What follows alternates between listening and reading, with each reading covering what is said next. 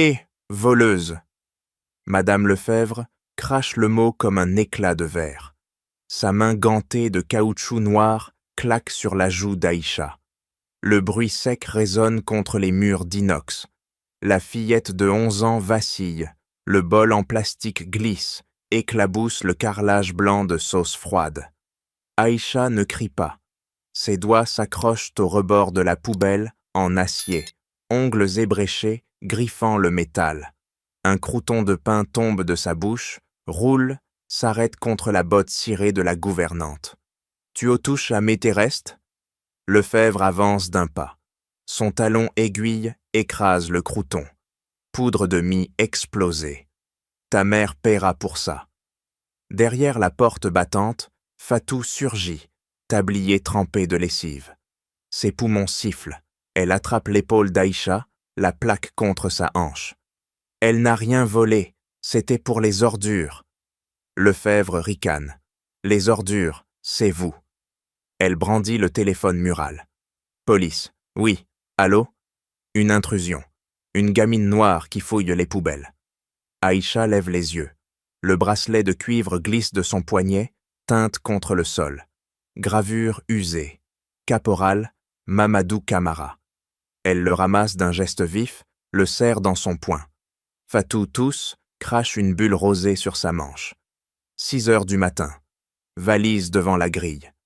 Lefebvre répète, déjà en train de composer le 2e numéro. Et pas un centime de salaire. Henri de Virmont apparaît dans l'encadrement. Robe de chambre, en cachemire, pieds nus. Il n'a pas dormi. Ses doigts froissent moisi le journal plié. Il voit la joue rouge d'Aïcha. Il voit le bracelet. Il ne dit rien.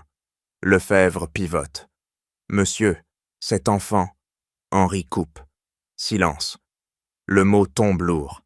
Aïcha relève la tête. Ses lèvres tremblent. « Monsieur, j'avais faim. » Lefebvre éclate. « Faim? Vous avez des tickets repas. » Fatou serre sa fille. Plus fort. Les tickets ne couvrent pas les médicaments. Henri fait un pas. Le bracelet attire son regard. Il tend la main. Aïcha recule. Il insiste, paume ouverte. Elle lâche le cuivre. Il le retourne. Les lettres, Mamadou Camara, s'alignent sous la lumière crue. Lefebvre reprend. À 6 heures, elle dégage. Henri referme le poing sur le bracelet. Non.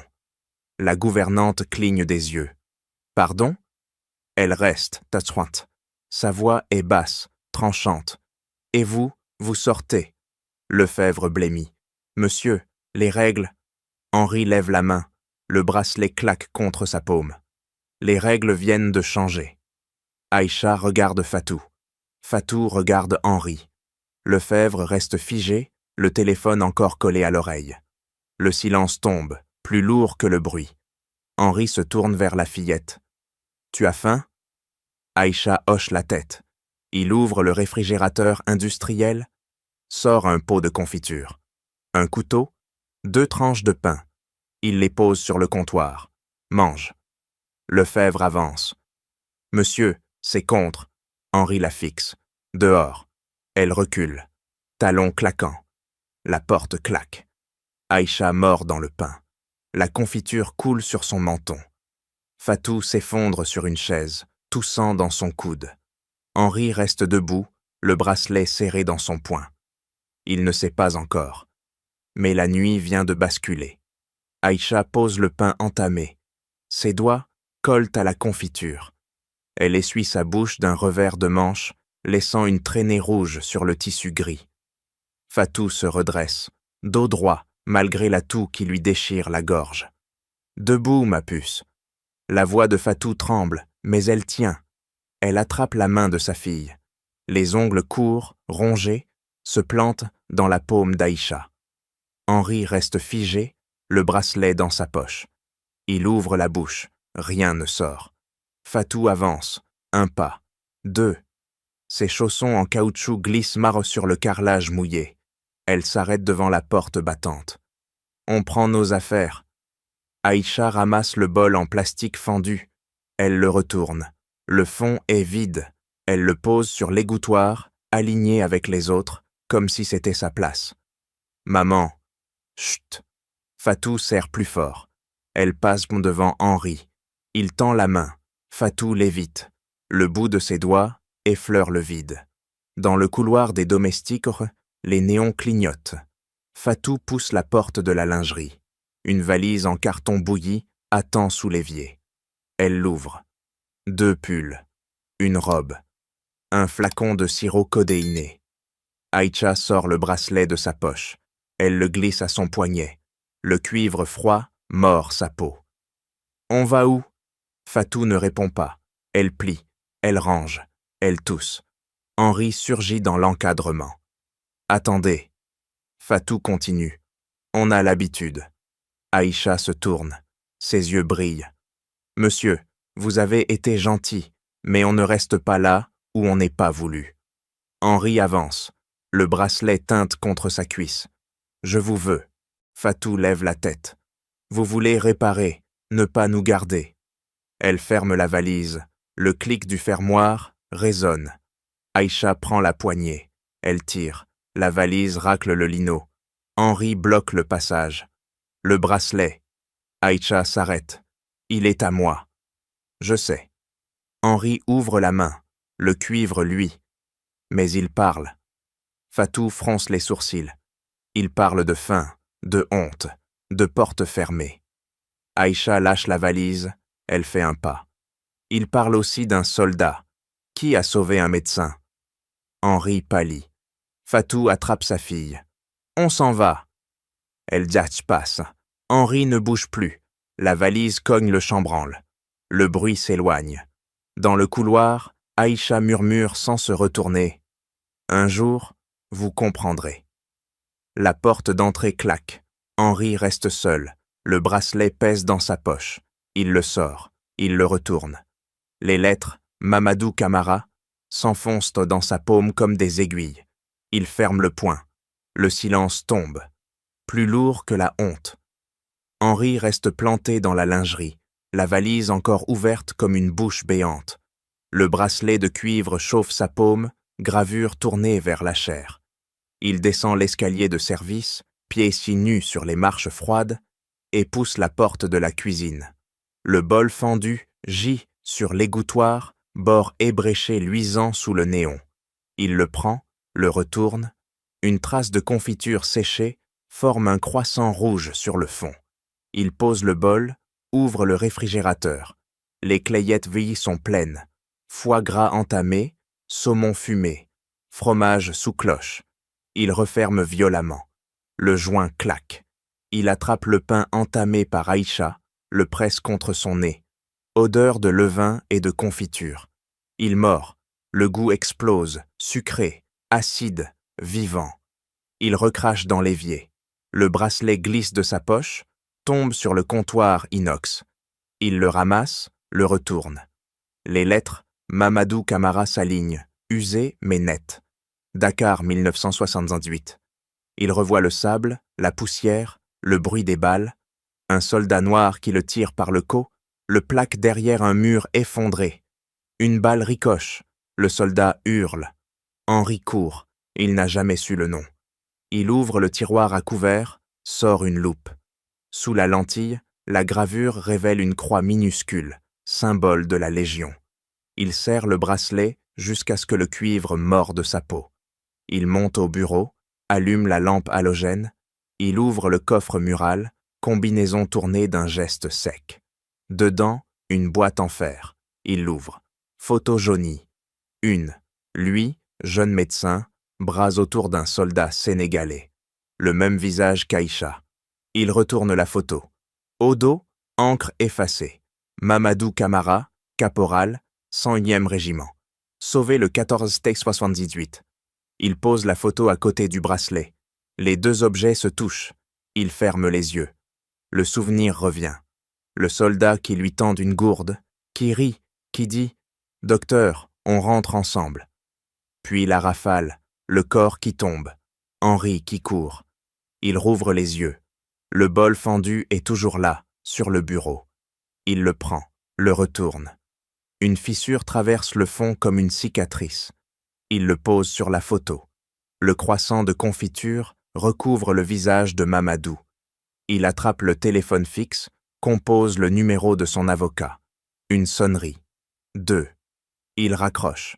Il compose celui de la clinique privée. Même chose. Il repose le combiné. Il descend à la cave, ouvre l'armoire à archives. Il tire un dossier. Personnel domestique. Il feuillette. Fatou Camara. Contrat signé il y a 8 ans. Salaire minimum. Aucune prime. Une note manuscrite de Lefebvre. À surveiller. Enfant non déclaré. Il froisse la feuille. Il remonte. Il ouvre la porte de la chambre de Lefebvre. Vide. Il ouvre le tiroir de la commode. Une enveloppe épaisse. Il l'ouvre. Des billets, des factures falsifiées. Il referme. Il retourne à la cuisine. Il prend le bol fendu, le bracelet, la photo. Il les pose sur la table. Il s'assoit. Il attend. Le silence était total. Il sait. Il a laissé une enfant manger dans les poubelles. Il a laissé une gouvernante voler. Il a laissé un héros mourir, sans nom. Il serre le bracelet. Le cuivre s'enfonce dans sa paume. Une goutte de sang perle. Il ne dort plus. Henri démarre la Bentley avant l'aube, le bracelet glissé dans la poche intérieure de son manteau, la photo pliée en 4 contre son cœur. Les rues d'Untemet. À Rully de Neuilly-Yass sont encore noirs, les réverbères projetant des flaques de jaune sur l'asphalte humide. Il traverse la Seine, franchit les barrières têtes de péage sans ralentir et s'engage dans les artères grises de Saint-Denis, où les immeubles se serrent comme des dents cariées. Il gare devant le numéro 17 de la rue des Poissonniers, un HLM au balcon rouillé, et coupe le moteur. Le silence tombe, seulement troublé par le tic-tac du moteur qui refroidit. Il monte les escaliers, 4 à 4, le bracelet cognant contre sa poitrine à chaque pas. Au 3e, il frappe à la porte 3B. Pas de réponse. Il frappe plus fort. Une voisine entr'ouvre, rideau de fer à moitié baissé, et le dévisage. Il demande Fatou Camara. Elle désigne la porte d'en face. Il frappe encore. Cette fois, un bruit de chaise raclant le lino. La porte s'ouvre sur Fatou en robe de chambre, élimée, cheveux attachés par un élastique cassé. Ses yeux s'écarquillent. Elle veut refermer. Il bloque du pied. Il entre sans attendre, referme derrière lui. L'appartement sent la lessive bon marché et la toux. Une table pliante, 2 chaises dépareillées, un lit d'appoint où Aïcha dort encore, enroulée dans une couverture trop courte. Fatou tousse dans son coude, crache dans un mouchoir taché de rose. Henri sort le bracelet, le pose sur la table. Fatou le reconnaît, pâlit. Aïcha se redresse, frottant ses yeux, et se fige. Henri s'agenouille, genoux craquant sur le lino fendillé. Il tend la photo. Fatou la prend, doigts tremblants. Elle la retourne, lit l'inscription au dos, et ses larmes coulent, sans bruit. Aïcha descend du lit, pieds d'herbe nus, et se colle à sa mère. Henri parle enfin, voix basse, presque un murmure. Il raconte le sable, la rafale, le soldat qui l'a tiré par le col, la gourde tendue, le rire coupé net. Il dit qu'il n'a jamais su le nom, qu'il a couru, qu'il a vécu. Fatou serre la photo contre sa poitrine. Aïcha touche le bracelet, puis la main d'Henri. Il ne retire pas sa main.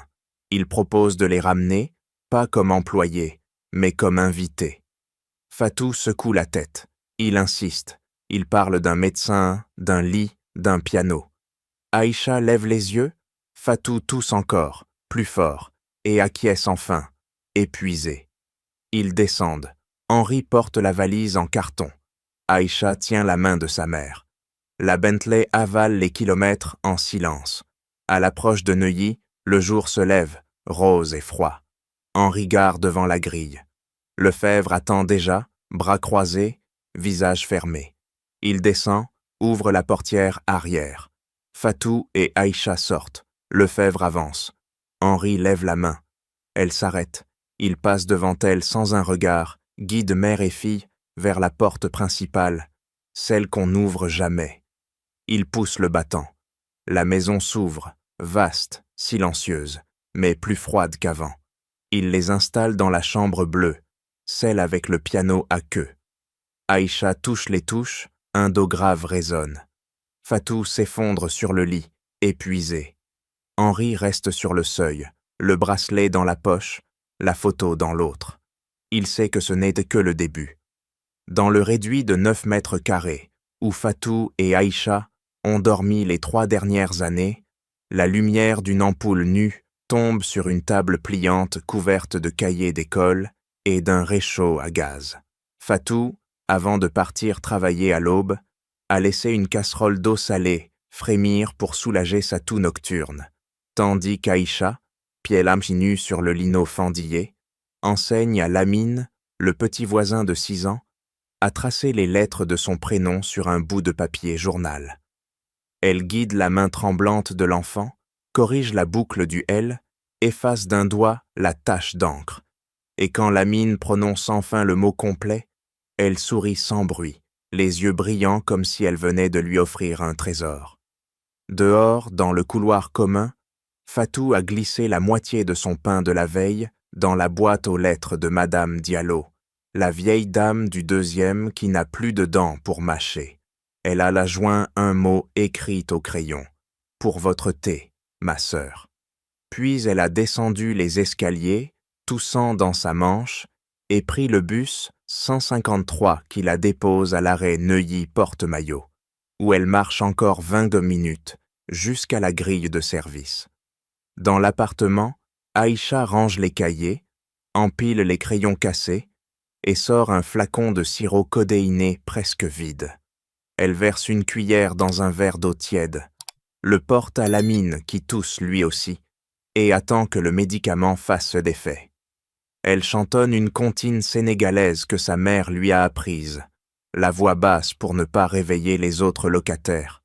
Quand Lamine s'endort sur le lit d'appoint, elle couvre ses épaules avec la couverture trop courte, puis s'assoit par terre et ouvre un livre de contes déchirés, lisant à voix haute pour elle-même, les mots se mêlant au brouillon de la cité. Un bébé qui pleure, une porte qui claque, une télévision qui hurle un match de foot. Henri, resté dans la voiture garée en bas, observe par la vitre embuée. Il voit Aïcha refermer le livre, embrasser le front de Lamine et ranger le flacon vide dans une boîte à chaussures où s'entassent les factures impayées de l'hôpital. Il voit Fatou revenir plus tôt que prévu, le visage gris, une main sur la poitrine, et s'effondrer sur la chaise pliante. Aïcha court, verse l'eau salée restante dans une tasse, la porte aux lèvres de sa mère. Fatou boit, tousse, boit encore. Elle caresse les cheveux d'Aïcha, murmure que demain elles trouveront une solution, que le bon Dieu ne les abandonne pas. Henri descend de la Bentley, traverse la cour où des enfants jouent au foot avec une bouteille en plastique et monte les escaliers sans bruit. Il s'arrête devant la porte entr'ouverte, voit Aïcha plier la couverture, Fatou fermer les yeux et comprend que ce réduit est plus grand que sa propre maison. Il frappe doucement. Fatou ouvre, surprise, et le laisse entrer. Il pose le bracelet sur la table, à côté du cahier de Lamine. Aïcha le regarde, puis regarde sa mère. Fatou hoche la tête. Henri tend la main. Aïcha la prend. Ils sortent ensemble, laissant derrière eux la casserole encore tiède et le livre de contes ouvert à la page du Petit Prince. Dans la chambre bleue, où les rideaux de soie filtrent une lumière tamisée, Henri referme la porte derrière Fatou et Aïcha, le bracelet encore tiède dans sa paume. Fatou s'appuie contre le montant du lit, à baldaquin, respiration sifflante, tandis qu'Aïcha effleure le clavier du piano à queue, la grave résonnant comme un cœur qui reprend vie. Henri pose le bracelet sur le couvercle laqué, à côté de la photo jaunie qu'il a sortie de sa poche, et s'agenouille devant Fatou, genoux craquant sur le parquet ancien. Il parle d'une voix basse, continue, racontant le désert, la poussière, le soldat qui l'a traîné hors du feu croisé, la gourde partagée, la promesse brisée de rentrer ensemble. Fatou écoute, main serrée sur son ventre, larmes coulant sans bruit sur ses joues, creusées. Aïcha s'approche, prend le bracelet, le glisse à son poignet où le cuivre épouse la peau fine, et raconte à son tour l'histoire que sa grand-mère répétait, celle du caporal Mamadou qui sautait des avions, qui sauvait ses frères d'armes, qui envoyait des lettres pleines de soleil, avant de disparaître dans une embuscade près de Dakar. Henri hoche la tête, reconnaît chaque détail, sent la photo trembler entre ses doigts. Il propose de tout réparer, le salaire, le logement, les soins, mais Fatou redresse la tête, voix ferme, malgré la toux qui monte. Elle pose ses conditions sans pause, exigeant que personne d'autre ne soit renvoyé, que les tickets repas soient augmentés pour toutes les femmes de ménage, qu'Aïcha ait des cours de piano au conservatoire, qu'aucune dette ne pèse plus sur elle. Henri accepte d'un bloc, promet de signer les papiers dès le matin, ouvre le tiroir du secrétaire où dorment des partitions oubliées, en sort une clé qu'il tend à Aïcha pour le piano. Fatou s'assoit sur le bord du lit, épuisée mais droite, et accepte enfin de rester, non comme employée mais comme hôte, le temps que la clinique prenne le relais. Aïcha touche une touche, un accord mineur vibre, et elle murmure que le soldat aurait aimé cette musique. Henri sort alors une enveloppe de sa veste, la pose sur le clavier, contenant les premières de factures réglées de l'hôpital, mais Fatou secoue la tête, refuse l'argent visible, préfère la promesse écrite. Il se lève, ouvre la porte-fenêtre donnant sur le jardin encore sombre, laisse entrer l'air froid qui porte l'odeur des roses fanées. Aïcha s'approche, pose sa main sur la photo et demande si le soldat souriait sur d'autres images. Henri fouille sa poche intérieure, en sort un petit carnet militaire jauni, l'ouvre à une page où Mamadou a dessiné un avion en papier, signé d'une croix. Fatou le prend, le serre contre sa poitrine, et pour la première fois depuis des années, respire sans tousser.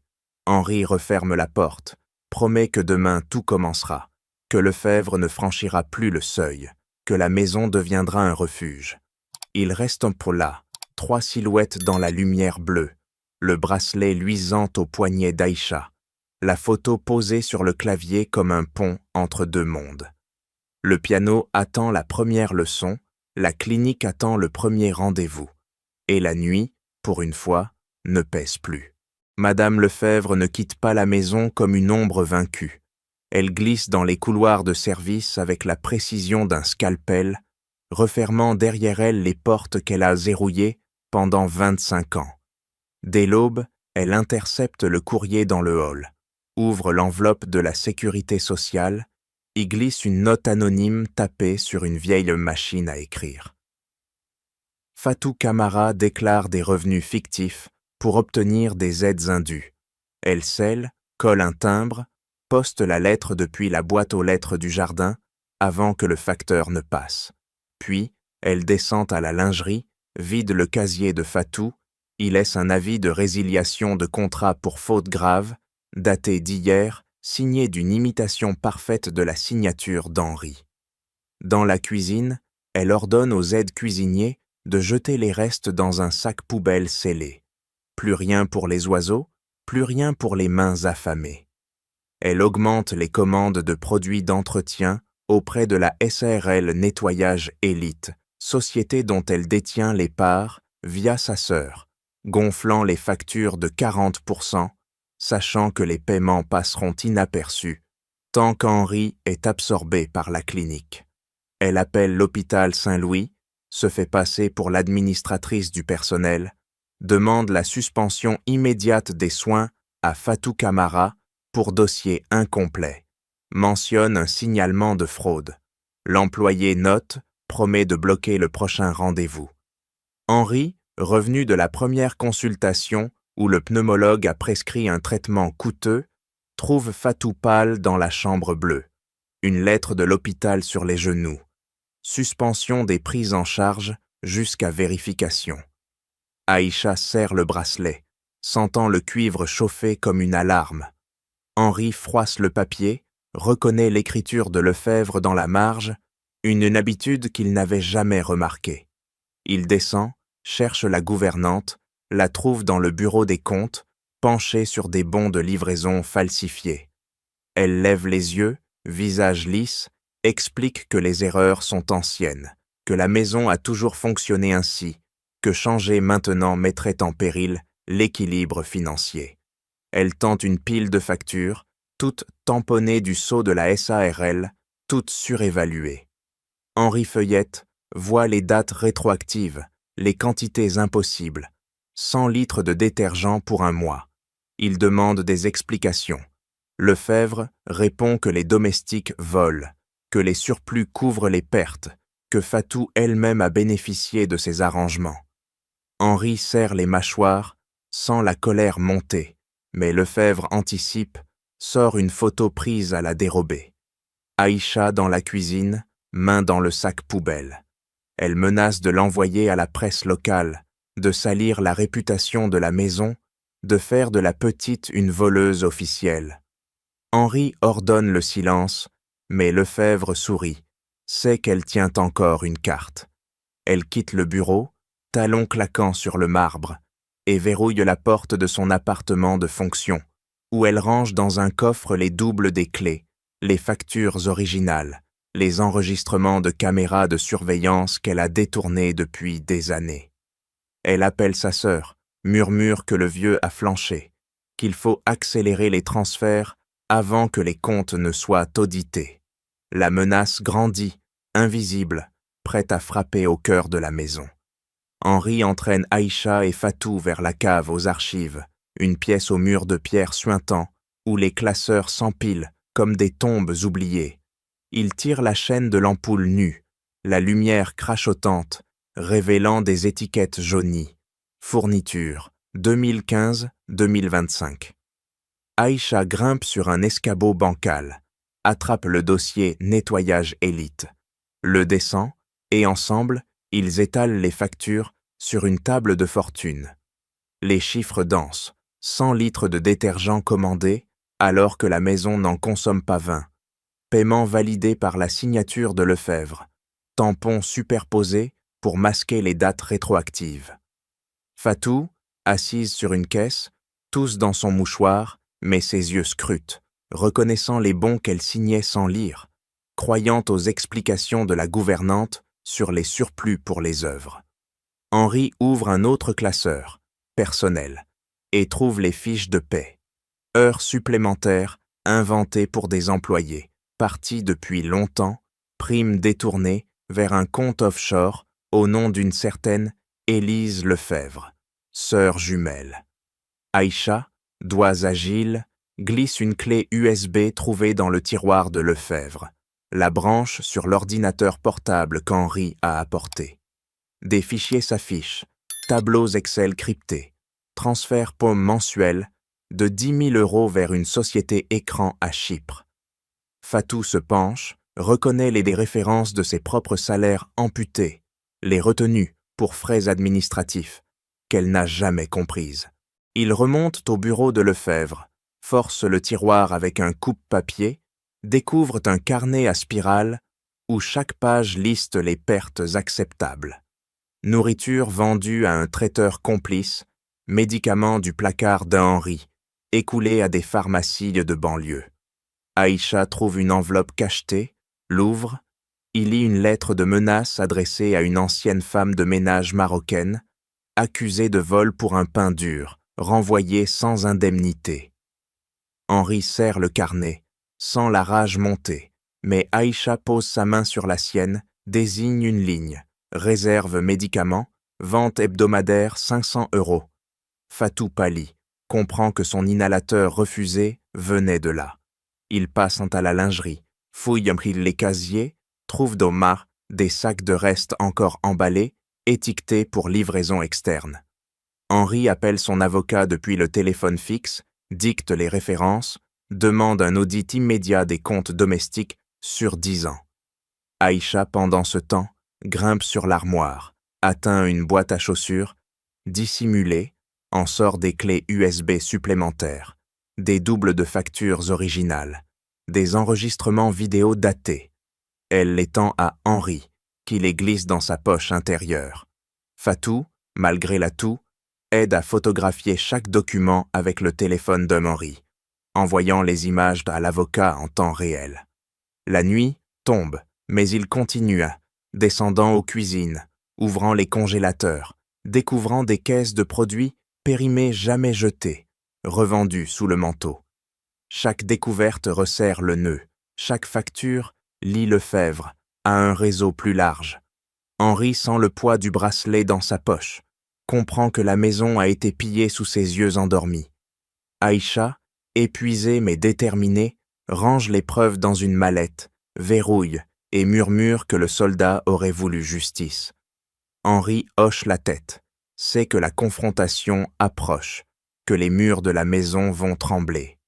Henri, Aïcha et Fatou remontent d'arc de la cave, la mallette de preuves cognant contre la jambe d'Henri à chaque marche. Dans le bureau éclairé par la lampe halogène, ils étalent les clés USB sur le sous-main en cuir, branchent mais la première sur l'ordinateur portable. Les fichiers s'ouvrent en cascade. Un tableur principal relie les factures de gonflées à un compte bancaire chypriote, transfert mensuel de 10 à 15 000 euros sur 10 ans, totalisant 1 200 000. Aïcha clique sur une colonne cachée, révèle les bénéficiaires. Élise Lefebvre, pour 70%, Madame Lefebvre pour le reste. Signatures électroniques identiques. Fatou, penché sur l'écran, reconnaît les dates correspondant à ses retenues aïsrouani salariales, les primes promises jamais versées. Henri insère la seconde clé, des vidéos de surveillance datées. Lefebvre dans la lingerie à minuit, remplissant des sacs de médicaments du placard personnel d'Henri. Inhalateur neuf, antipyrétique, antidépresseur, chargé dans une camionnette banalisée. Une autre séquence montre la gouvernante vendant des caisses de foie gras à un traiteur du marché, encaissant en liquide, glissant les billets dans une enveloppe marquée « Frais divers ». Aïcha avance la vidéo, s'arrête sur un cadre où Lefebvre note dans son carnet « Caméraf, inhalateur refusé, gain de 200 €. » Fatou porte la main à sa gorge, sent la toux monter, mais serre les dents, refuse de craquer. La troisième clé contient des emails archivés, Lefebvre négociant avec sa sœur les pourcentages, menaçant de révéler des irrégularités passées si la part diminue, promettant de faire taire les employés récalcitrantes par des lettres anonymes à la sécurité sociale. Henri fait défiler, voit son propre nom cité comme « le vieux distrait », les comptes domestiques décrits comme une vache à lait. Il ouvre le carnet à spirale trouvé plus tôt, aligne les entrées de manuscrites avec les transferts bancaires, chaque ligne correspond, chaque euro volé documenté. Aïcha découvre un dossier compressé, le déverrouille avec le mot de passe, Mamadou Mudvani 78, deviné dans la marge d'une facture, et révèle un contrat signé par Lefebvre avec une clinique privée concurrente. Revente systématique des stocks médicaux d'Henri pour sous-traiter des traitements low cost, profit net de 500 € par boîte. Fatou calcule mentalement, comprend que son traitement suspendu aurait rapporté 1 000 € à la gouvernante. Henri ferme l'ordinateur, pose la mallette sur le bureau, sent le bracelet peser dans sa poche comme un cœur battant. Il ouvre le coffre mural, sort le dossier médical de sa défunte épouse, trouve une lettre non décachetée de la même clinique, accusant des pénuries de médicaments en 2018, année où elle est certes morte d'une infection nosocomiale. Les dates coïncident avec les premières ventes de Lefebvre. Il froisse la lettre, la jette sur le bureau. Comprend que la trahison a coûté plus que de l'argent. Aïcha range les clés dans la mallette, verrouille, pose la main sur l'épaule d'Henri.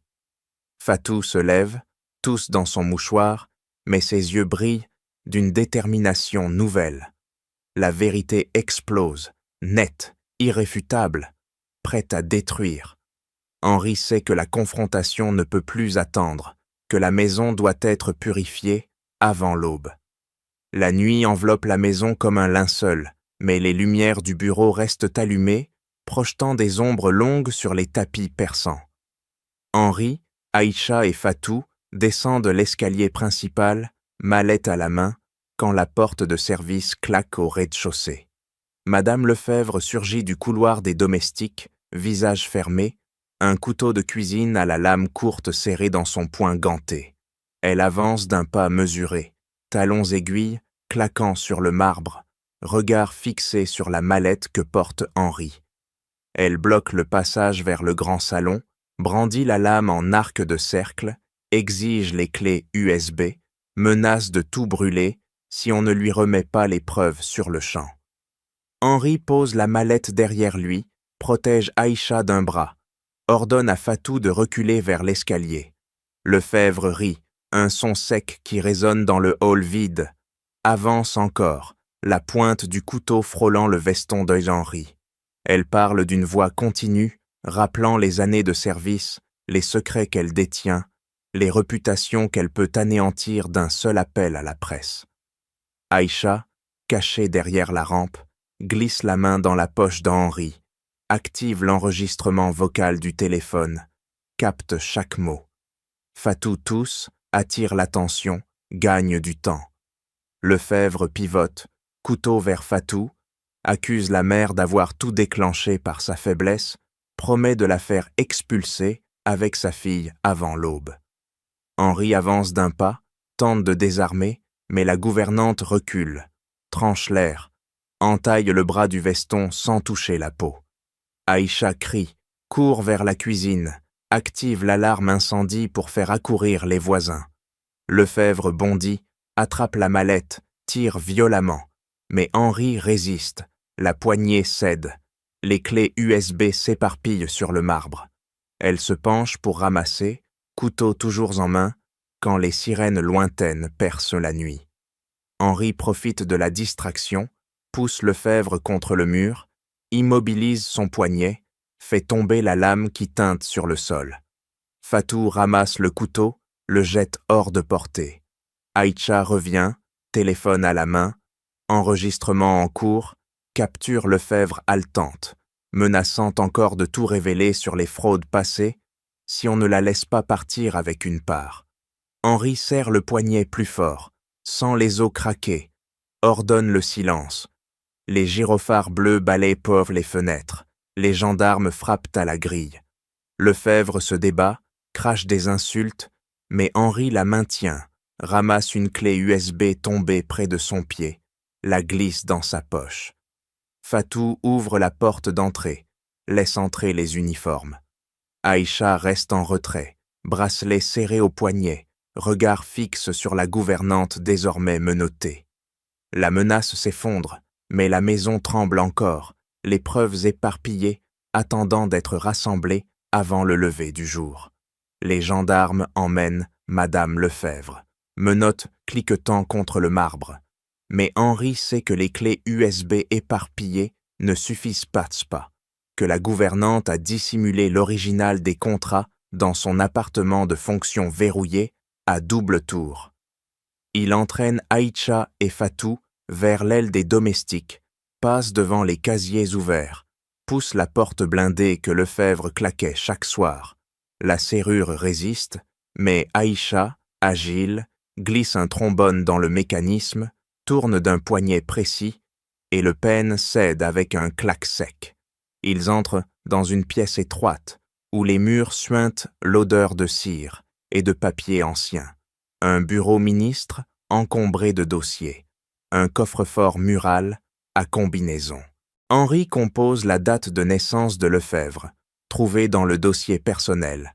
Le coffre s'ouvre sur des liasses de billets, des passeports falsifiés et une chemise cartonnée marquée « Preuves originales ». Il l'ouvre, découvre les contrats originaux avec la SARL Nettoyage Élite, signés de la main de Lefebvre, tamponnés par des notaires de complices, preuves irréfutables de 10 ans de détournement. Fatou feuillette, reconnaît sa propre signature contrefaite sur des avenants jamais présentés, heures supplémentaires inventées, primes détournées. Aïcha trouve un carnet noir, relié cuir, page remplie de noms d'employés qu'on renvoyés, raisons fabriquées, gain réalisé sur chaque licenciement abusif. Henri glisse le tout dans la mallette récupérée, mais un bruit de pas lourd résonne dans le couloir. La sœur de Lefebvre, Élise, surgit, visage rouge, tenant une copie des clés qu'elle a gardées.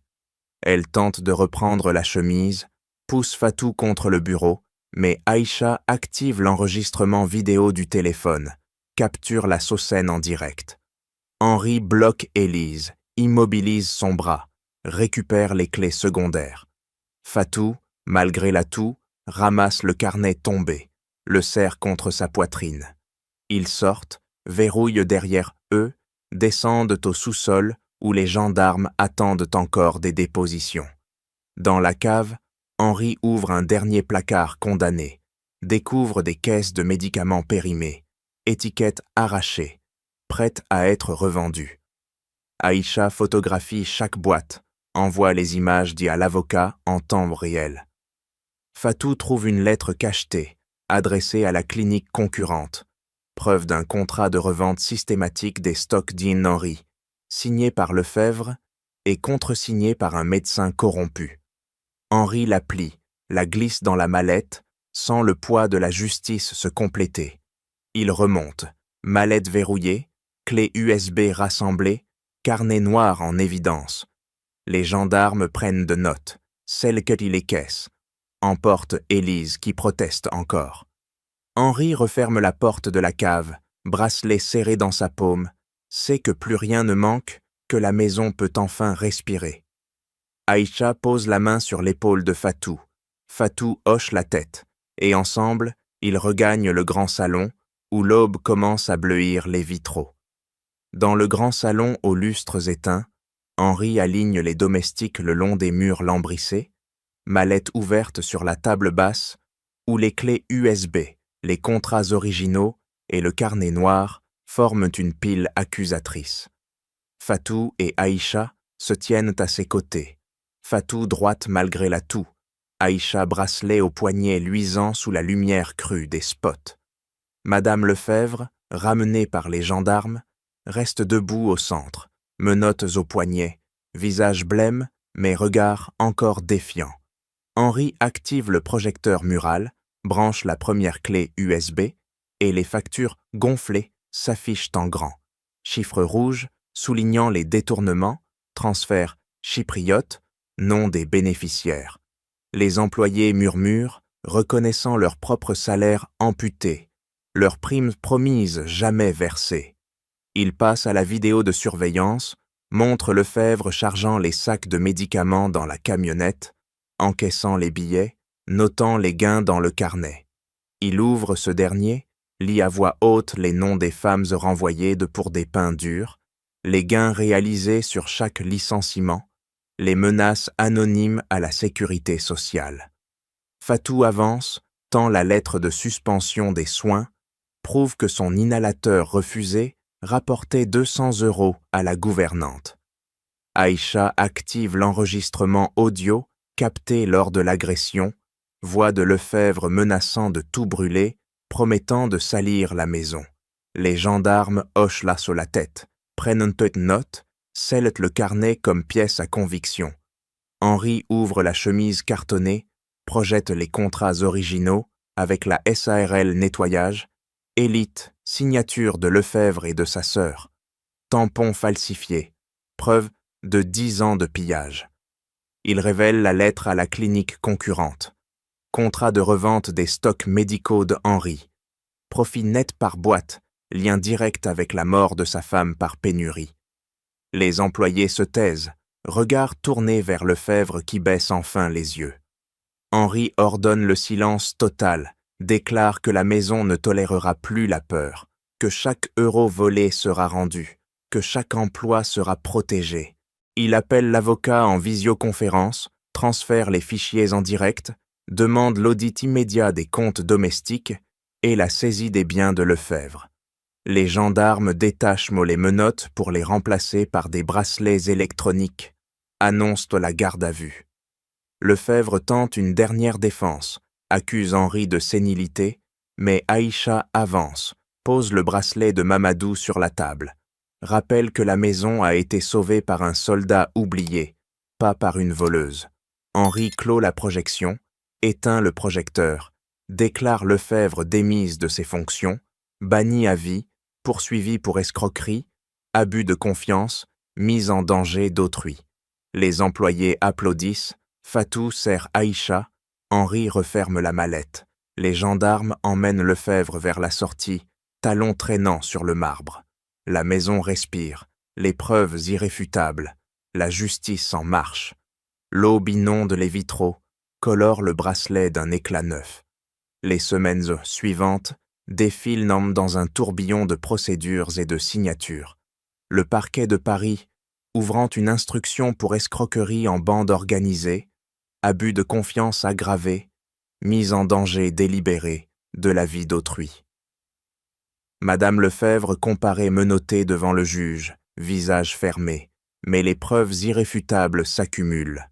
Les clés USB remises aux enquêteurs, les contrats originaux authentifiés par huissier, le carnet noir scellé comme pièce maîtresse.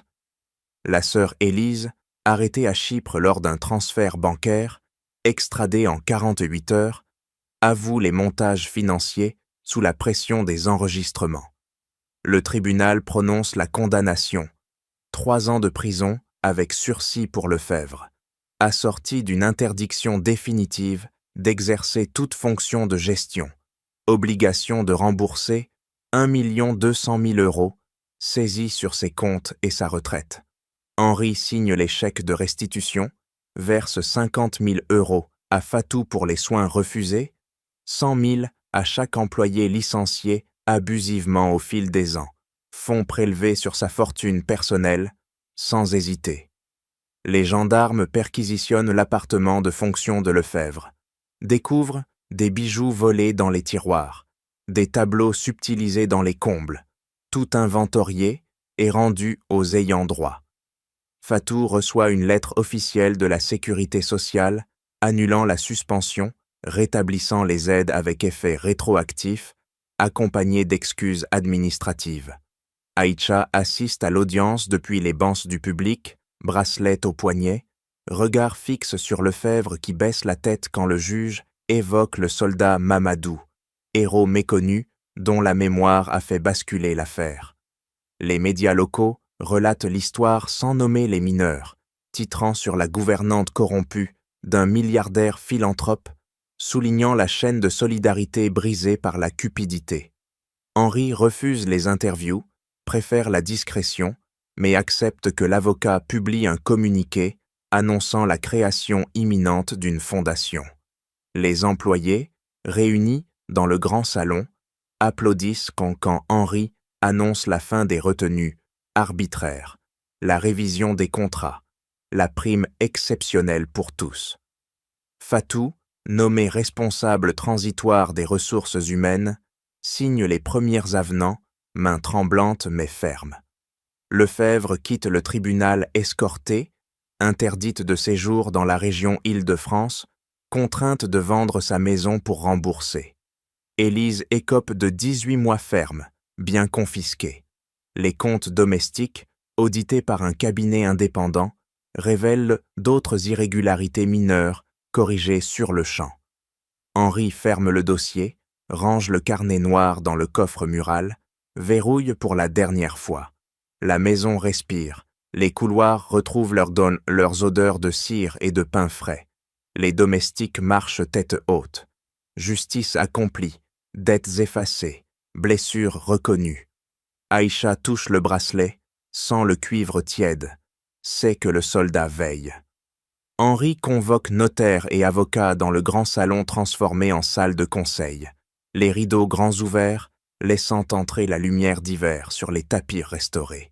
Il signe les statuts de la fondation Mamadou Camara, dotée de 10 millions d'euros prélevés sur sa fortune personnelle, dédiée aux enfants de femmes de ménage immigrés, couvrant frais médicaux, bourses d'études, cours de musique au conservatoire. Aïcha devient la première bénéficiaire, inscrite au Conservatoire de Paris pour le piano, son nom gravé sur la plaque d'honneur aux côtés du caporal sénégalais. Fatou, nommée directrice exécutive, supervise les premiers dossiers, sélectionne les familles, dans le besoin, organise les rendez-vous médicaux avec le pneumologue qui l'a sauvé.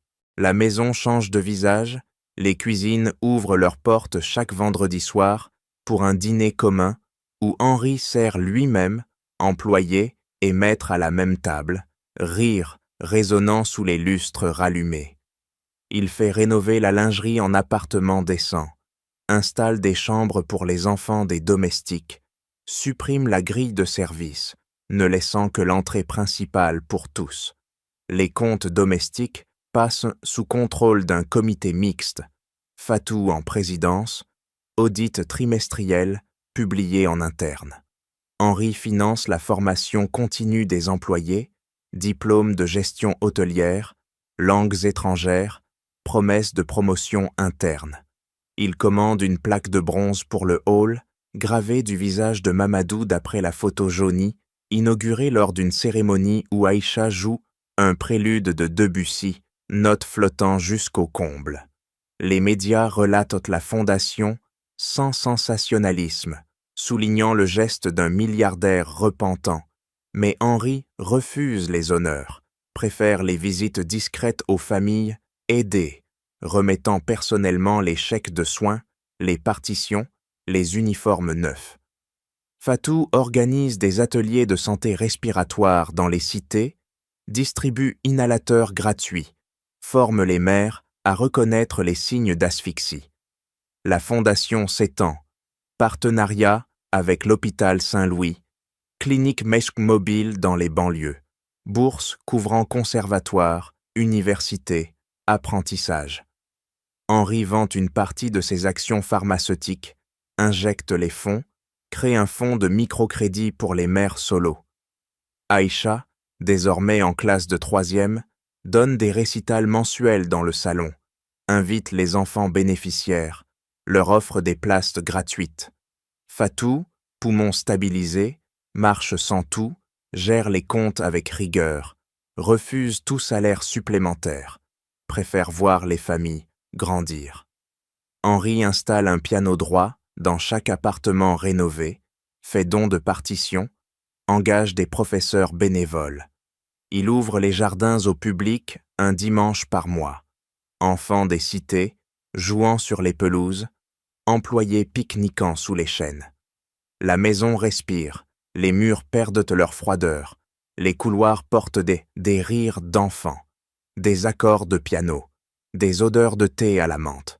Le bracelet de Mamadou, exposé dans une vitrine du hall, devient le symbole, visité par les nouvelles familles, touché par les générations.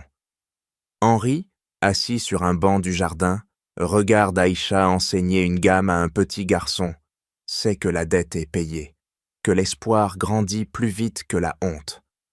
1 an plus tard, la maison de Neuilly vibre sous les accords de Clair de Lune, joués par Aïcha, dans le grand salon aux fenêtres, grandes ouvertes, sur le jardin enneigé. 12 ans révolus, elle porte une robe blanche simple, un bracelet de cuivre luisant au poignet, des doigts dansant sur le clavier du piano, à queue restaurée.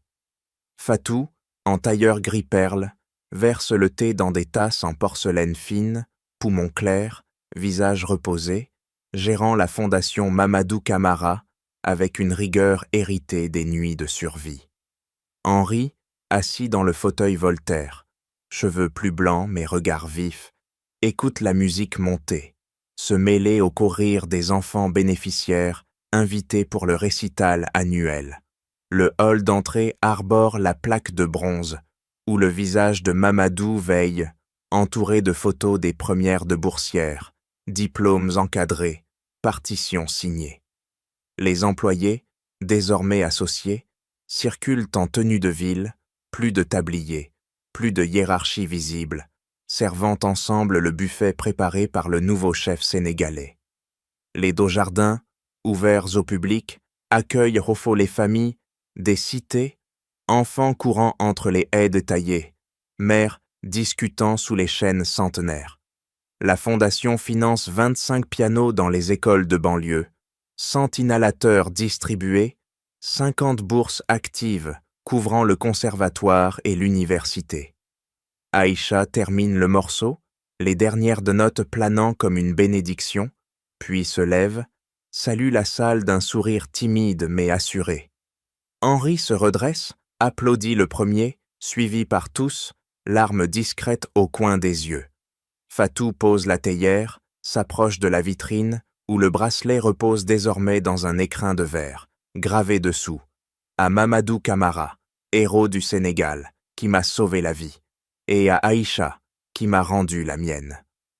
Elle effleure le cuivre, murmure une prière apprise à Dakar, sent la présence du grand-père dans chaque note jouée. Henri rejoint Aïcha près du piano, lui tente une partition neuve, première page d'un concerto qu'elle jouera au conservatoire l'an prochain. Les invités, enfants aux yeux brillants, parents aux mains calleuses, employés aux uniformes oubliés, forment un cercle naturel autour d'eux. La maison n'est plus un musée froid, mais un foyer vivant, couloirs résonnants de langues mêlées, cuisines ouvertes à tous, jardins portant les traces de jeux d'enfants. Les dettes sont effacées, les peurs dissoutes, les portes grandes ouvertes.